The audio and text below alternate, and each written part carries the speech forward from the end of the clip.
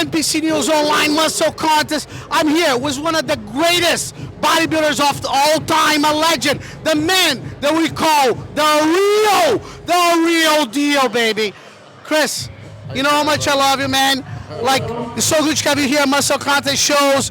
You're like doing a lot of training, a lot of commenting. Now, what is going on with the Olympia?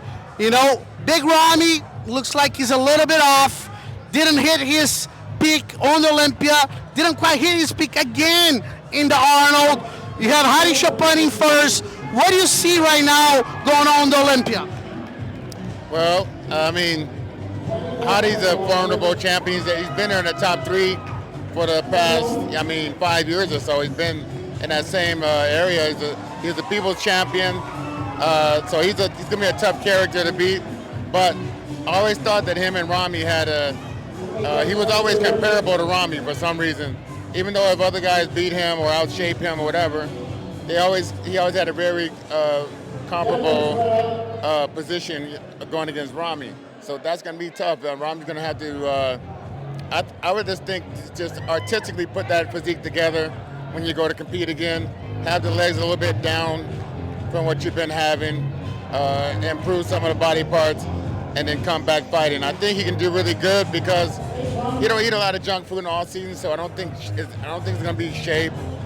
Maybe nerves gets the best of him at the end of the day, but I do think that he still is going to be a force to deal with, and don't forget about the likes of the other guys that's been Samson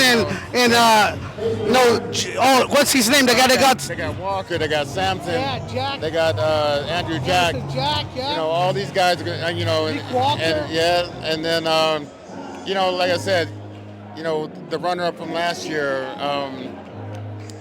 Who took second at the Olympia? It was Derek Lunsford. Yeah, Lunsford. So Derek, all those guys are going to be jam-packed into trying to make that top 4. Don't forget about Curry. A lot of people don't talk about Curry or forget about Curry. A little bit of improvement there with his cuts, and he would have placed better last year. So I just think he overshot the carbs a little bit at the end, but all these guys are jamming into that top 6 spot. So it's going to be a tough one next year also.